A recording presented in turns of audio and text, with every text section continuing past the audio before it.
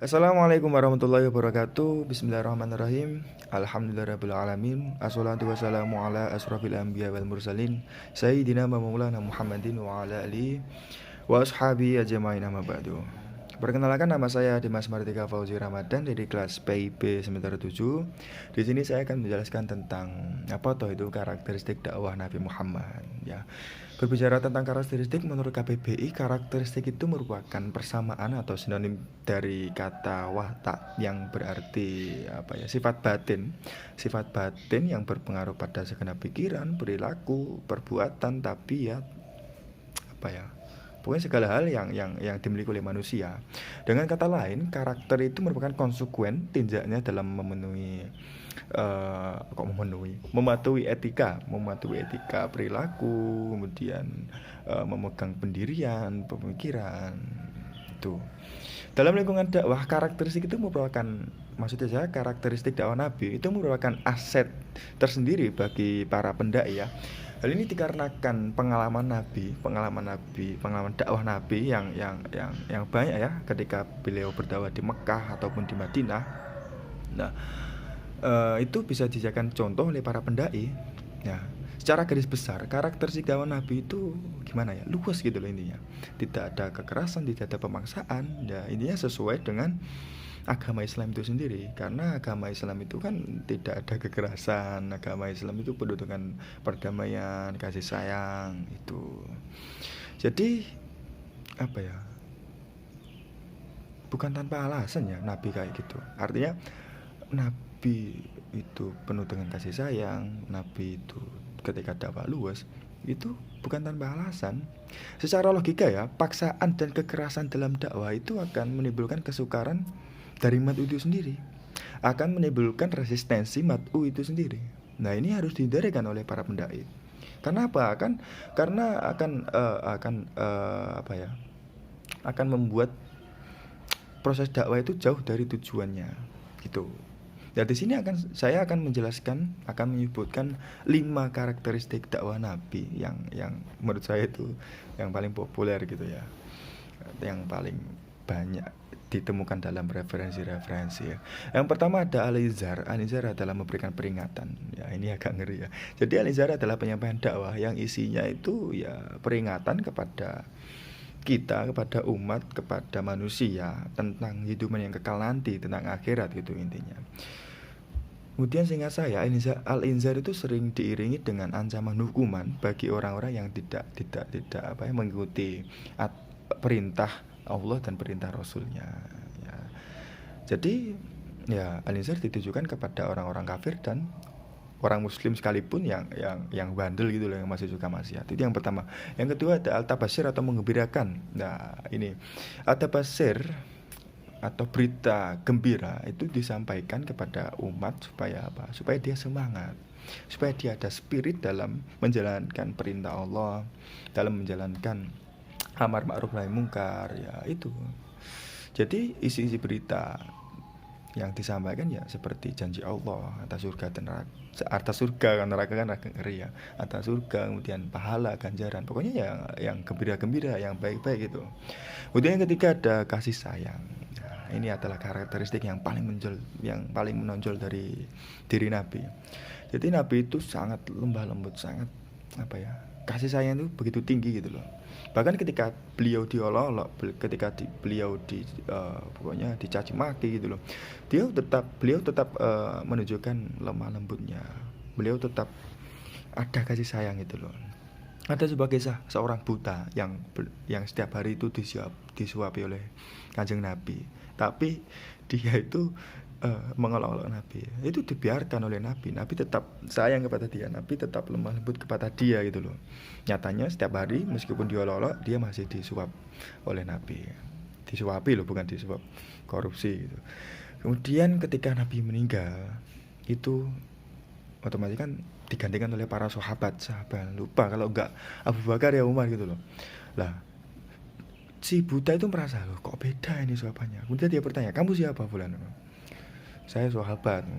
Kemudian siapa yang biasanya menyuapi saya gitu loh? Itu Nabi, orang yang setiap hari kamu olok-olok. Kemudian ya si buta itu langsung sadar, merasa bersalah dan tobat lah. Itu adalah keistimewaan dari lemah lembutnya Nabi gitu loh. Kemudian ada kisah kedua. Kalau teman-teman ingat kisah seorang badui yang kencing, yang buang air di dalam masjid. Ya itu kan mau diusir, mau ditegasi oleh para sahabat. Tapi Nabi udah jangan, gak usah. Nabi lebih memilih membiarkan si badui kencing sampai dia selesai. Lah, kalau dipikir-pikir, ya ini adalah tindakan yang paling benar gitu loh. Kenapa?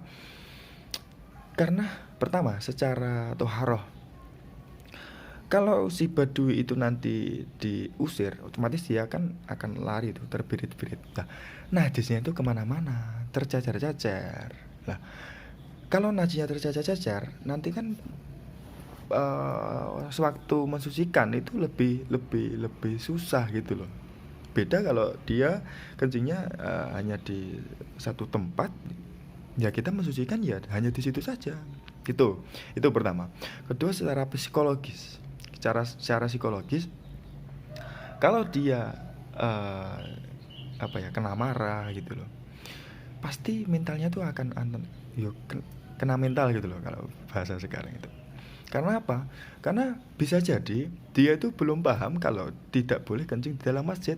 Nah itu, kalau dia nanti mentalnya itu terganggu, dia akan merasa, aduh kok wong muslim kok gini ya. Dia akan mengindahkan Nabi dan segala ajarannya. Nah ini akan lebih susah gitu loh. Ya kan sangat bijaksana gitu loh Nabi, atas dasar kasih sayang dan lemah lembutnya kepada seluruh orang, terutama orang yang intelijensinya rendah, budaya masih rendah, itu beliau malah sangat lemah lembut gitu.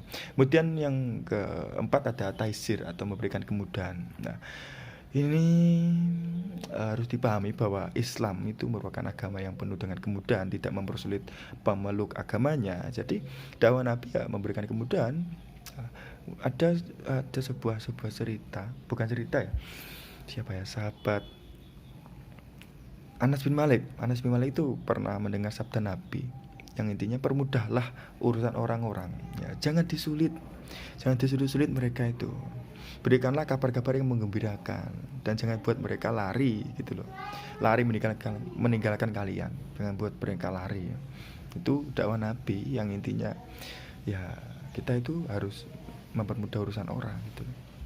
Kita dalam dakwah itu harus yang mudah itu ada loh, kenapa milih yang sulit itu. Kemudian yang terakhir adalah al-siddah atau tegas ya. Jadi jangan berpikir Nabi itu adalah seseorang yang cuman lembah lembut, kemudian cuman memiliki kasih sayang, tidak ada ketegasan. Jangan begitu. Nabi tetap memiliki ketegasan ya. Nabi itu tetap tegas, dan tegasnya itu momentum. Jadi bagi saya sikap-sikap Nabi itu sangat adil gitu loh, ada momentumnya tersendiri gitu loh. Jadi tegasnya Nabi itu ketika beliau berhadapan dengan masalah-masalah akidah, hak Allah, kemudian ketika sahabatnya itu masih mau melanggar aturan Allah, itu beliau tegas. Itu adalah kelima karakteristik Nabi yang bisa ditiru, yang bisa diterapkan dalam kegiatan dakwah. Jadi secara garis besar saya ulangi lagi, dakwah Nabi itu memiliki karakteristik yang luas, tidak ada kekerasan, tidak ada paksaan. Hal ini menunjukkan dari ruh Islam itu sendiri yang merupakan agama penuh perdamaian ya. Jadi sebaik apapun dakwah, sebaik apapun pesan dakwah, jika tidak disampaikan dengan baik, maka ya akan menimbulkan respon yang buruk gitu.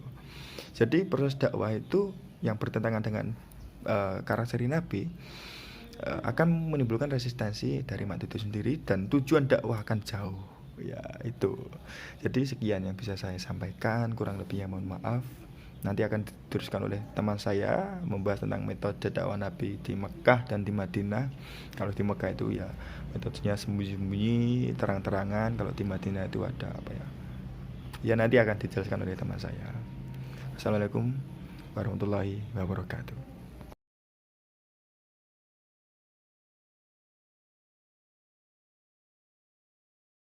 Assalamualaikum warahmatullahi wabarakatuh. Selanjutnya saya akan menjelaskan tentang dakwah Nabi Muhammad pada periode Mekah.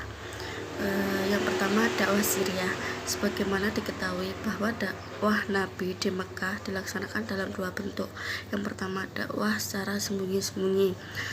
Ibnu Ishaq menyebutkan bahwa dakwah secara sembunyi-sembunyi berlangsung selama 3 tahun. Mekah merupakan sentral agama bangsa Arab karena di sana terdapat Ka'bah dan penyembahan terhadap berhala serta patung-patung yang disucikan seluruh bangsa Arab.